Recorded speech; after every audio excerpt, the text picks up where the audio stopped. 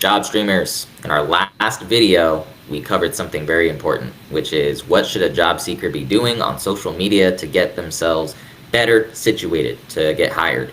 My name is Adonis McReynolds. This is the CEO of JobStream AI. This is Jess Zeitz, and today Jess is going to be talking to us about the business side of things. On the business side, there's a different strategy that goes into social media content, and Jess is going to kind of break that down.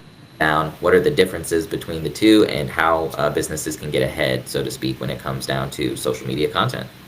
Yeah, for sure. So as a business owner, you're probably much more aware that creating content is super important. And I honestly don't think it's something that you can skip unless you have like this amazing word of mouth network and you've been in business for a long, long time. But if you're just starting out and you don't have all these referrals and stuff, then not being on social media is really killing your chances, because everyone wants to trust the people. Like it's all about know, like, trust when you're a business owner, right? No one wants to buy from someone they don't know, they don't like, and they don't trust. And in today's world, creating content is the fastest way to build that know, like, trust factor. So as a person, I'm sure you've all done this. You're interested in a service. So the first thing you're going to do is go on Google and look for that service. And from Google, you're going to look for their Instagram profile, their website, whatever, their LinkedIn. So if you as a business owner don't have any of these things, you're in trouble, because you just killed the sale immediately. At bare minimum, you need to have a website, but adding social media to that is really, really important as well in today's day and age. So how are we going to do this, and how are we going to do it the most efficiently?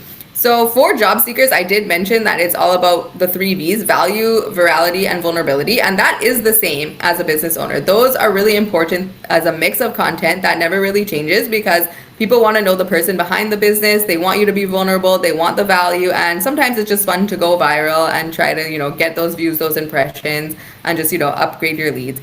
But for a business owner, you really want to think about your target market. So what is your business? How do you help people? And why should they care? So when you're making content, that's always what you need to keep in mind. And you really want to minimize talking about yourself and always talking about why the customer cares and how you're helping them. So for us, it's okay, we help business owners build consulting businesses. We help them generate leads, and we help them get more sales through those leads. But if we just talk about that, oh, we help you and we can do this and we can do that, you don't care. You don't care at all. All you care about is, am I going to make more money if I use your service? Am I going to build my business if I use your service? So that's what we want our content to focus on. Why should you care? How do we help? And why is this the best solution for you? So always keep that in mind. And on top of that, like I mentioned in the last video, SEO is still super, super important, and all platforms are prioritizing SEO, including Instagram, TikTok, LinkedIn, everyone. It's not just Google anymore. So you do want to have relevant keywords in all your captions, and you do want a mix of long form captions and short captions. So especially on Instagram, obviously if you're using Twitter, it has to be shorter, but if it's like TikTok or Instagram, you can now do quite long captions. Not all the time do you want to do that, but often when it's important, when you're providing the value, don't be afraid to do a 200-300 word caption, because you can really get some good SEO going on that.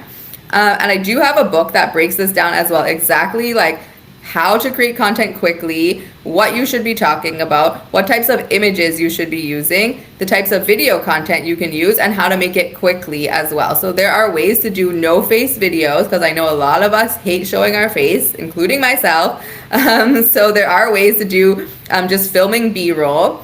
A little trick that I like to use as a business owner too is batching the content. So instead of having to create something every single day, because it gets overwhelming and life gets in the way, and you might have an emergency, an appointment, this, that, and then you missed your post for the day, instead take 1 day a week, sit down, put on all the different shirts you have, and film all your content in that 1 day. It doesn't even have to be a full day. You could do 3 hours, 2 hours even, and you just, change your shirts if you want, change your backgrounds if you want. I like running around my house, finding different backgrounds, taking selfies, and then you just have this content bank that you're creating to make it really fast and really quick. And then if you prefer posting per day, that's fine, but at least now you have a content bank where you can just go to and be okay, I have all these B-roll videos, I have all these photos of myself, I have all these captions ready to go in my Excel sheet, and I can just copy paste, mix it batch, and boom, you have stuff going. So it's not so overwhelming. So Adonis, do you have any tips, tricks on that? Any comments?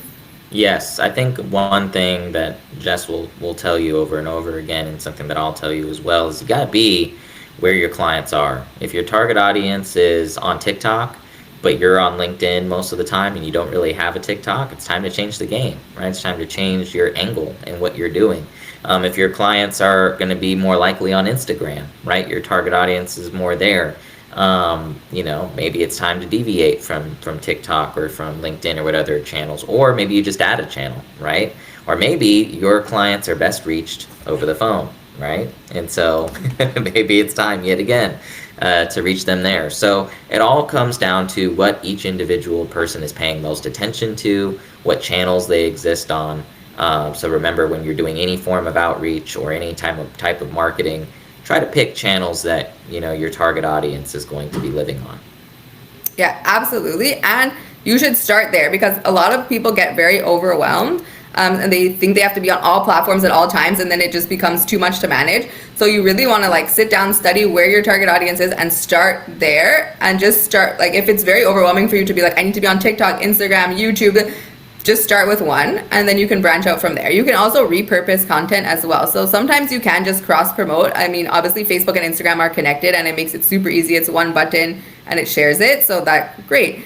Let's say you have an Instagram post, but you also want to put it on LinkedIn. So those platforms differ a little bit, but that doesn't mean you can't use the concept. What I like to do is I take out a lot of the emojis that I use on Instagram when I post it on LinkedIn. I'll add different hashtags for LinkedIn. I might, sometimes you don't always need an image on LinkedIn. I would encourage it, but if you are busy that day and you just want to get something out, LinkedIn is nice for that. Facebook is nice for that. Obviously, Instagram, TikTok, you need to have some type of image video. So those are just little tips and tricks. If it feels overwhelming for you, try to batch it into one day a week, so you don't feel like you have to do this every single day. Try to start with just one or two platforms where your audience is living. There are so many ways to study where your audience is living. ChatGPT is an amazing resource. Competitive analysis is, you want to just look at businesses in your domain and see what they're doing. There is also ethical copy and pasting. So, you never want to just steal someone's post, but the idea of their post can be super helpful, and you are allowed to take that concept, that idea, and make it your own. Everyone does that, and that is part of in the book that I do have for you. So I'm not sure if I mentioned it. I know I mentioned the last video, but I do have a book that I normally sell for $15. But if you are watching this video, I will give you that ebook completely free, and it'll show you exactly how to make a year's worth of content in a maximum of 3 days. So, it is a valuable resource. So do reach out to us. And we are super happy to do this for you as well. So if everything I'm saying sounds like this is too much, I don't want to batch content, I don't know what to do, I don't know where to start, I don't know what kind of content to create, I don't have my content pillars, we can help you. We can do sessions with you. We can do it for you. This is something I've been doing for a decade, so I know exactly how to do this. And I've gotten crazy good results for multiple different industries. I've worked in real estate, finance, health and wellness, hair salons, you name it. I even had a gun auction once, anything and everything I can help you with. Yeah, that was a fun time in my life, because one of my clients was a psychologist and the other one was the gun auction. So my search history was mental illness and guns. So I was wondering if I was going to get flagged. Yeah, that's crazy. I'll add to that again.